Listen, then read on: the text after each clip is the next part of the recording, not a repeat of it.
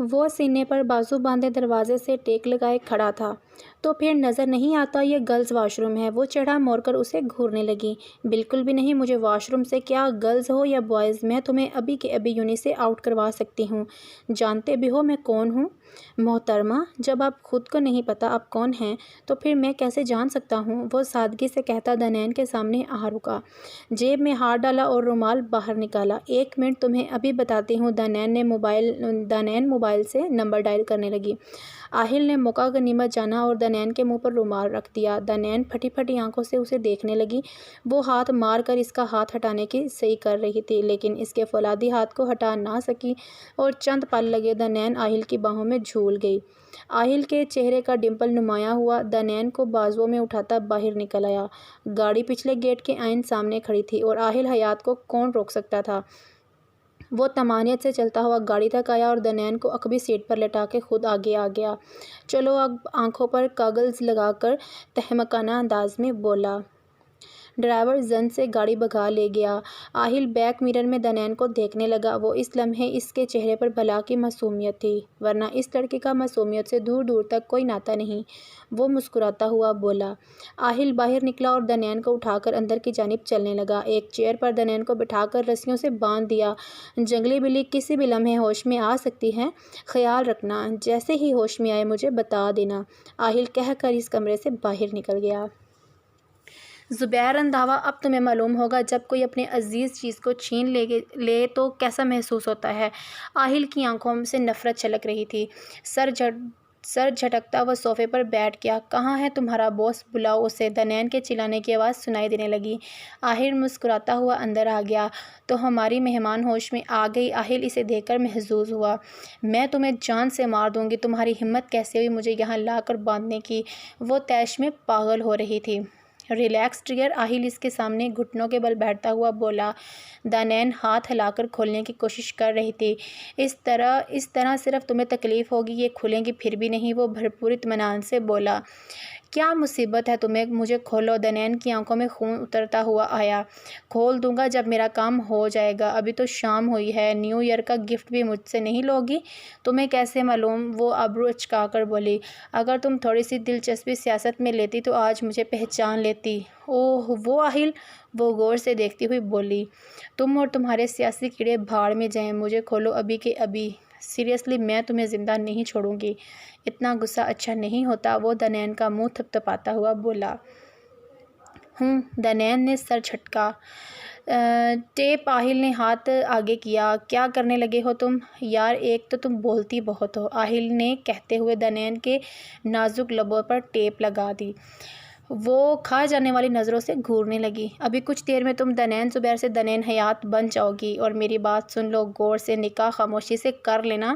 وہ منہ تھپتھپاتا ہوا باہر نکل گیا۔ دنین بولنے کی کوشش کر رہی تھی لیکن ٹیپ کے باعث گھور کر رہ گئی۔ ہاں رفیق، مولوی صاحب اور گواہ آ گئے ہیں۔ رفیق اس کے سامنے کھڑا تھا۔ جی سر، وہ ڈرائنگ روم میں بیٹھے ہیں۔ اچھا، پھر مولوی صاحب کو بولو 10 منٹ رکے، میں دلہن کو تیار کر لوں، کیونکہ اس کی کوئی سہیلی نہیں ہے یہاں سو۔ آہل نے مسکرا کر بات ادھوری چھوڑ دی۔ رفیق بھی ہلکا سا مسکرا دیا۔ آہل موبائل پر کچھ ٹائپ کرتا پھر سے اندر آ گیا۔ بائیں ہاتھ میں گن پکڑ رکھی تھی۔ سو میری جنگلی بلی، ٹائم آ چکا ہے۔ زیادہ کچھ نہیں، بس 3 لفظ بولنے ہیں۔ وہ دنین کے منہ سے ٹیپ اتارتا ہوا بولا۔ کتے، کمینے، بے غیرت! ہو گئے 3 لفظ، اب مجھے کھولو۔ وہ اپنی شکل غائب کر لینا، کیونکہ اگر تم نے نہیں کی تو میں کروا دوں گی۔ دنین کی آنکھیں شعلے اگل رہی تھیں۔ ویری بیڈ، وہ نفی میں سر ہلاتا ہوا بولا۔ دنین کو گن پوائنٹ پر رکھا اور لب کھولے۔ نکاح پڑھو ورنہ گولی چلا دوں گا۔ تمہیں کیا لگتا ہے میں اس کھلونے سے ڈر جاؤں گی؟ نہیں پڑتی، چلا کر دکھاؤ مجھے پر گولی۔ ٹھیک ہے، کہہ کر اس نے گولی چلا دی۔ وہ کراہ کر اسے دیکھنے لگی۔ گولی اس کے بازو کو چھو کر گزری تھی۔ ابھی صرف چھو کر گزری ہے، اگلی دفعہ سیدھا دل میں اتاروں گا۔ وہ شعلہ بار نظروں سے دیکھتا ہوا بولا۔ آئیں مولوی صاحب، نکاح پڑھوائیں ہیں۔ وہ مسکرایا تو گال کا ڈمپل نمایاں ہوا۔ کیا آپ کو یہ نکاح قبول ہے؟ وہ اس کی بازو پر ہاتھ رکھتے ہوئے خون کو بہنے سے روکے ہوئے تھا۔ قبول ہے، اس ظالم کو گھورتی ہوئی بولی۔ یہ تمہارا نیو ایئر کا گفٹ، وہ اس کے کان میں سرگوشی کرتا ہوا بولا۔ मौलवी साहब दुआ मांगकर गवाहों समेत बाहर निकल गए। किस खुशी में मुझसे निकाह किया है तुमने? वो धाड़ी। न्यू ईयर की खुशी में। मैंने सोचा कुछ नया होना चाहिए। ज़बरदस्त है ना? वो शरारत से बोला। मेरी बाजू, वो नाक चढ़ाती हुई बोली। ओह वो फ़िक्र मत करो, मैं ही पट्टी करूँगा क्योंकि ज़ख़म भी मैंने ही दिया है। लेकिन अगर तुम तमीज़दारी का मुज़ाहरा करोगी तब भी तुम्हें लेकर जाऊँगा, वरना बेहोश करने में ज़्यादा वक्त नहीं लगता। हाँ, सारी ज़िंदगी बेहोश करके यहीं रख लेना मुझे, वो तप कर बोली। चलो आओ। वो दनैन का बाजू पकड़े चलने लगा। दनैन इस कमरे से बाहर निकली तो दाएँ बाएँ देखने लगी। घर है, न जाने किसके घर से मैं उठा लाया है, वो मुँह बसूरती हुई बोली। कुछ ही वक्त में गाड़ी आहिल के घर के सामने आ रुकी। अब क्या मुसीबत है, मुझे कहाँ ले आए हो? गाड़ी पोर्च में आकर रुक गई। तुम्हारे ससुराल लाया हूँ। इतना भी नहीं मालूम निकाह के बाद लड़कियाँ ससुराल जाती हैं, कहकर वो गाड़ी से बाहर निकल गया। दनैन सीने पर हाथ बांधकर बैठ गई। आओ बाहर। वो इसकी जानिब का दरवाज़ा खोले झांकता हुआ बोला। दनैन का चेहरा ऐसे था मानो सुना ही नहीं। मैडम बाहर आ जाओ अब, वरना सारा खून निकल जाएगा। नहीं आ रही मैं, जो करना है कर लो। आहिल के गाल का डिंपल नुमाया हुआ। कुछ देर कबल का वाक़या शायद तुम फरामोश कर गई। जब मैं ज़ुबान से बात करूँ तो मान लिया करो, वरना फिर मैं इससे बात करता हूँ। वो जेब से गन निकालता हुआ बोला। दनैन फटी फटी आंखों से उसे देखने लगी। तुम दोबारा से मारोगे मुझे? बिल्कुल, अगर तुम बाहर ना निकली। वैसे एक और तरीका भी है, तुम्हें उठाकर ले जा सकता हूँ, वो मुस्कुराता हुआ बोला। दनैन जलकर उसे देखने लगी। चॉइस तुम्हारी, 2 मिनट में सोच लो। बहुत ज़्यादा नहीं, 2 मिनट। दनैन गाड़ी से बाहर निकलती हुई बोली। 2 मिनट में 4-5 लोग आराम से मारे जा सकते हैं, वो पुरसकून अंदाज में बोला। या अल्लाह, ये इंसान मुझे वज़ीर आला कम और दहशत गर्द ज़्यादा लगता है। दनैन अपना दायां हाथ बाजू पर रखती हुई बोली। अंदर दाखिल होते ही मुलाज़म दिखाई दिए। लाउंज के वस्त में बड़ा सा फ़ानूस लटक रहा था जिससे रोशनी फूट रही थी। आहिल ने दनैन का बाजू पकड़ता और तेज़ तेज़ कदम उठाता ज़ीने चढ़ने लगा। तुम किसी रेस में नहीं खड़े। दनैन इसके साथ खींची चली जा रही थी। आहिल मुस्कुराता हुआ स्पीड घटा गया। राहदारी अबूर करके आहिल ने दरवाज़ा खोला। बेड पर बैठ जाओ। क्यों? दनैन उछल पड़ी। सुरमई आंखों में हैरत समोई इसे देखने लगी। कुछ नहीं करता, डॉक्टर को बुलाने लगा हूँ, कहकर इसने फ़ोन कान से लगा लिया। मुर्तज़ा डॉक्टर को मेरे कमरे में भिजवा अभी। दनैन कोफत से आहिल को देखने लगी। मतलब हद हो गई, मुझे उठा लाया, फिर निकाह भी कर लिया। वो मुंह में बड़बड़ा रही थी। हाँ, हद ही है सच में ना, वो दनैन को देखता हुआ बोला। तुम्हारे कान हैं या फिर कुछ फिट करवा रखा है इनमें? वहाँ बैठे भी सब सुन लिया, दनैन दांत पीसती हुई बोली। डॉक्टर अंदर आया, आहिल को देखता हुआ अपना काम करने लगा। दनैन के चेहरे पर तकलीफ़ के आसार नुमायां थे। कीड़े पड़े तुम्हें, अल्लाह करे। आहिल लब दबाए मुस्कुराने लगा। हाँ, कुछ देर बाद भेज देना, अभी बिज़ी हूँ। आहिल फ़ोन कान से लगाए बोल रहा था। ऐसे कैसे गायब हो गई? दनैन, तुम लोगों का दिमाग तो ख़राब नहीं हो गया? यूनी से कहाँ जा सकती है वो? ज़ुबैर तैश में गार्ड्स पर चिल्ला रहे थे। सर, हम इंतज़ार कर रहे थे लेकिन वो बाहर नहीं निकली। गार्ड सर झुकाई बोला। तुम्हें पैसे मैं दनैन की हिफाजत के लिए देता हूँ, ये बहाने बनाने के लिए नहीं। वो बालों में हाथ फेरते टहलने लगे। फ़ोन भी बंद जा रहा है, कहाँ ढूंढे दनैन को? वो कोफत से बोले। सानिया फ़िक्रमंदी से इन्हें देख रही थी। आपको क्या लगता है ये किसका काम है? मालूम नहीं। दनैन से किसकी क्या दुश्मनी? दनैन ने नहीं, आपसे तो बहुत लोगों की है ना, वो अफसोस से नफ़ी में सर हिलाती हुई बोली। सियासत में एक नहीं हज़ारों लोगों से दुश्मनियां होती हैं। ये गार्ड्स किस लिए रखे थे मैंने? मालूम नहीं किसका दिमाग गुमा है जो दनैन को उठा कर ले गया। एक सोच पर दूसरी सोच हावी हो रही थी। दिमाग सोच सोच के मफलूज हो रहा था। अभी तक किसी ने फ़ोन भी नहीं किया। ज़ुबैर मोबाइल पर नंबर डायल करने लगी। हाँ सुनो, दनैन को की लोकेशन ट्रेस करवानी है। सर, नंबर ऑन होगा तो लोकेशन भी ट्रेस कर सकेंगे। लानत हो, वो फ़ोन बंद करके झंझला कर बोले। दनैन ठीक तो होगी ना? सानिया फिर से गोया हुई। ठीक होगी, इतना तो मैं जानता हूँ। आसिम को भेजो, वो स्टडी की जानिब बढ़ते हुए बोले। सानिया सांस खारिज करती इन्हें ज़्यादा देखने लगी। ये तुम्हारा आज का ड्रेस? मुलाजिम रॉयल ब्लू कलर की मैक्सी लिए खड़ा था जब आहिल ने लब खोले। दनैन अब संजीदगी से इसे देखने लगी। मुझे घर जाना है, वो इसकी बात नज़रअंदाज करती हुई बोली। چلی جانا، ساری زندگی وہیں رہی ہو، اب کچھ دن میرے پاس رہ لو۔ وہ ملازم کو اشارہ کر کے بولا۔ ملازم الماری کے ساتھ ہینگ کرتا باہر نکل گیا۔ تمہاری دشمنی ڈیڈ سے ہے تو مجھ سے کیوں نکاح کیا ہے سویٹ ہارٹ؟ اب میں تمہارے ڈیڈ سے تو نکاح کرنے سے رہا۔ ویسے تم نے شاید سنا ہو جیسے بادشاہ کی جان طوطے میں ہے ویسے ہی تمہارے باپ کی جان دنین میں، رائٹ؟ وہ دنین کی تیکھی ناک دباتا ہوا بولا۔ دنین اس کا ہاتھ چٹکتی ہوئی بولی۔ تمہارا یہ جو منہ ہے نا، میں توڑ کے پھینک دوں گی۔ تو اپنے شوہر کے بارے میں ایسا نہیں بولتے، ویسے بھی میرا ڈبل فائدہ ہو گیا، تمہارے باپ سے بھی کام نکلوا لوں گا اور تم بھی میری مائی فٹ۔ دنین نے اسے پرے دھکیلتی ہوئی بولی۔ اتنا غصہ صحت کے لیے اچھا نہیں ہوتا۔ دنین بھی تمہاری صحت کے لیے ٹھیک نہیں ہے، آئی سویئر تمہیں گولی میرے ہاتھوں سے ہی لگے گی۔ دنین کا چہرہ ضبط سے سرخ پڑ گیا۔ اچھا باقی باتیں بعد میں، تم تیار ہو جاؤ، آج کی پارٹی کی خاص مہمان تم ہو۔ کوئی نہیں، دنین بیڈ پر بیٹھ گئی۔ میرا نشانہ بہت اچھا ہے، چونکتا بالکل نہیں، وہ چلتا ہوا بولا۔ دنین مٹھیاں بسیج کر رہ گئی۔ اچھی مصیبت ہے، ڈیڈ کے چکر میں مجھے اس حیوان نے پکڑ لیا جو بات کرتا ہے تو صرف گولی کی نوک پر۔ یہ بات کیا ہوئی بھلا؟ دنین کوفت سے بولی۔ ڈیڈ آپ سے تو میں بات نہیں کروں گی، اپنے دشمنوں کو میرے سر پھینک دیا، اب یہاں سے نکلوں کیسے؟ وہ کمرے کی تلاشی لینے لگی۔ کھڑکی تو تھی لیکن نیچے اس کی فوج کھڑی تھی، سیکیورٹی تو ایسے ہے جیسے کوہ نور لے کے بیٹھا ہے۔ دنین کے بازو بیڈ کی پشت سے ٹکرا گئی۔ آہ! دنین تکلیف سے کراہنے لگی۔ مجھے لگا تھا صرف دھمکی دے رہا ہے لیکن اس کمینے نے سیدھی گولی ہی مار دی۔ اتنے وقت میں دنین کو اس بات کا اندازہ ہو گیا کہ وہ زبان سے بات کرنے والا انسان نہیں ہے۔ اتنے میں دروازہ کھلا اور ایک لڑکی نمودار ہوئی۔ دنین پیشانی پر بل ڈالے اسے دیکھنے لگی۔ ہیلو میم، وہ پیشہ ورانہ مسکراہٹ لیے بولی۔ کون ہو تم اور کس لیے آئی ہو؟ دنین بنا کسی لحاظ کے بولی۔ وہ میم، سر نے مجھے بھیجا ہے آپ کے میک اپ کرنے کے لیے، وہ پوچھ رہے تھے آپ کی بائیں بازو ٹھیک ہے نا؟ وہ گھبرا کر بولی۔